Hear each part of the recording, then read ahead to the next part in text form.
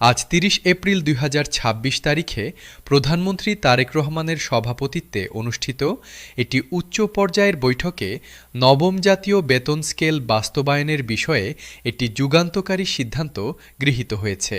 এই বৈঠকে উপস্থিত ছিলেন অর্থমন্ত্রী, জনপ্রশাসনমন্ত্রী, পরিকল্পনা মন্ত্রী, পে কমিশনের চেয়ারম্যান, অর্থ মন্ত্রণালয়ের সিনিয়র সচিব এবং সংশ্লিষ্ট বিভিন্ন মন্ত্রণালয়ের শীর্ষ কর্তা ব্যক্তিরা। বৈঠকটি দীর্ঘ সময় ধরে চলেছে এবং প্রতিটি বিষয় অত্যন্ত বিস্তারিতভাবে আলোচনা হয়েছে। আলোচনা শেষে যে সিদ্ধান্তগুলো গৃহীত হয়েছে সেগুলো এখন আর কোনো প্রতিশ্রুতি নয়, এগুলো এখন সরকারি সিদ্ধান্ত এবং প্রধানমন্ত্রী তারেক রহমান নিজে সেই সিদ্ধান্তগুলোর উপর তার অনুমোদনের সিলমোহর দিয়েছেন। প্রধানমন্ত্রী তারেক রহমান আজকের বৈঠকে যা বলেছেন তা শুনলে প্রতিটি কর্মচারীর মনে একটি গভীর প্রশান্তি আসবে। তিনি বলেছেন, এই দেশের সরকারি কর্মচারীরা শুধু বেতনভোগী কর্মচারী নন, তারা এই দেশের প্রশাসনিক মেরুদণ্ড। তাদের ছাড়া একটি দিনও সরকার চলতে পারে না।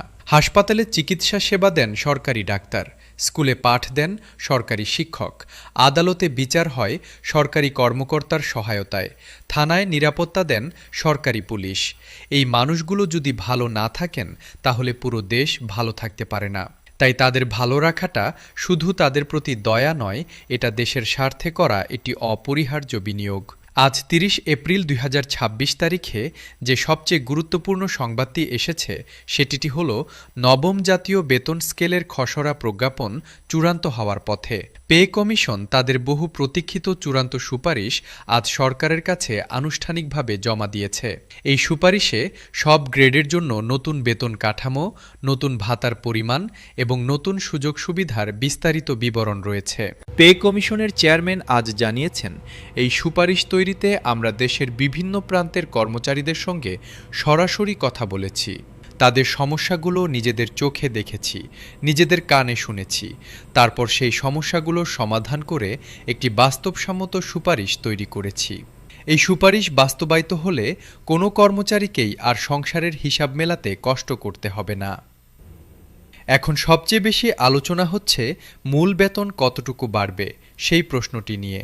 আজ ৩০ এপ্রিল ২০২৬ তারিখে পে কমিশনের জমা দেওয়া সুপারিশে বলা হয়েছে, সকল গ্রেডে মূল বেতন ন্যূনতম ৫০% বৃদ্ধি করা হবে, আর যারা নিম্ন গ্রেডে আছেন তাদের ক্ষেত্রে এই বৃদ্ধির হার সর্বোচ্চ ১০০% পর্যন্ত হতে পারে। অর্থাৎ নিম্ন গ্রেডের কর্মচারীরা এই বেতন স্কেলে সবচেয়ে বেশি সুবিধা পাবেন। এই সিদ্ধান্তটি অত্যন্ত যুক্তিসঙ্গত, কারণ যারা সবচেয়ে কম পান তাদের কষ্টটা সবচেয়ে বেশি, তাই তাদের জন্য সবচেয়ে বেশি করাটাই ন্যায্য। সর্বনিম্ন মূল বেতন ২০,০০০ টাকা নির্ধারণের বিষয়টি আজকে সুপারিশে বিশেষ গুরুত্ব পেয়েছে। প্রধানমন্ত্রী তারেক রহমান এই প্রস্তাবটিকে ব্যক্তিগতভাবে সমর্থন করেছেন। তিনি বলেছেন, ২০,০০০ টাকাও যে বর্তমান বাজার পরিস্থিতিতে যথেষ্ট নয় তা আমরা জানি, কিন্তু এটি একটি শুরু। এই ন্যূনতম সীমা নির্ধারণ করা মানে হল রাষ্ট্র স্বীকার করছে যে এর নিচে কোনো কর্মচারীর বেতন থাকা উচিত নয় এবং ভবিষ্যতে এই সীমাটি আরও উপরে নিয়ে যাওয়া হবে। দেশের অর্থনীতিবিদরাও এই সিদ্ধান্তকে স্বাগত জানিয়েছেন। তারা বলেছেন, এটি একটি মানবিক সিদ্ধান্ত এবং দীর্ঘমেয়াদে অর্থনৈতিকভাবেও এটি একটি সঠিক পদক্ষেপ। বাড়ি ভাড়া ভাতার বিষয়ে আজ ৩০ এপ্রিল ২০২৬ তারিখে একটি বিশেষ আলোচনা হয়েছে। বর্তমানে সরকারি কর্মচারীরা যে বাড়ি ভাড়ি ভাড়া ভাতা পান তা দিয়ে ঢাকা শহরে একটি ভালো বাসা ভাড়া নেওয়া কার্যত অসম্ভব। নতুন বেতন স্কেলে বাড়ি ভাড়া ভাতা মূল বেতনের একটি উল্লেখযোগ্য শতাংশ হিসেবে নির্ধারণ করার প্রস্তাব গৃহীত হয়েছে। বিভিন্ন শহর এবং জেলাভেদে বাড়ি ভাড়া ভাতার হার আলাদা রাখার প্রস্তাবও বিবেচনায় রয়েছে, কারণ ঢাকার বাসা ভাড়া এবং ময়মনসিংহের বাসা ভাড়া এক নয়। এই বাস্তবতা বিবেচনায় নিয়েই নতুন কাঠামো তৈরি করা হচ্ছে। চিকিৎসা ভাতার বিষয়েও আজকের বৈঠকে বিশেষ সিদ্ধান্ত হয়েছে। বর্তমানে একজন সরকারি কর্মচারী মাসে যে চিকিৎসা ভাতা পান তা দিয়ে একজন সাধারণ ডাক্তারের ফিও দেওয়া যায় না। পরিবারের কেউ অসুস্থ হলে ওষুধ কিনতে গিয়ে কর্মচারীকে নিজের সঞ্চয় থেকে খরচ করতে হয়, অনেক সময় ঋণ করতে হয়।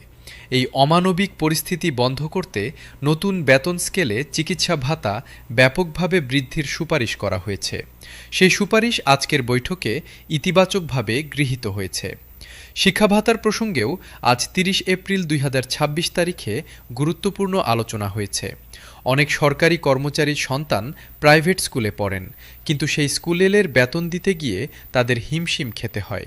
বর্তমানে যে শিক্ষা ভাতা দেওয়া হয় তা প্রকৃত খরচের তুলনায় অনেক কম। নতুন বেতন স্কেলে শিক্ষা ভাতা বাস্তবসম্মতভাবে নির্ধারণ করার প্রস্তাব রয়েছে। প্রধানমন্ত্রী তারেক রহমান বলেছেন, সরকারি কর্মচারীর সন্তান যেন শিক্ষার অধিকার থেকে বঞ্চিত না হয় সেটি নিশ্চিত করা রাষ্ট্রের দায়িত্ব। এই মনোভাব থেকেই শিক্ষা ভাতা বৃদ্ধির সিদ্ধান্ত নেওয়া হচ্ছে।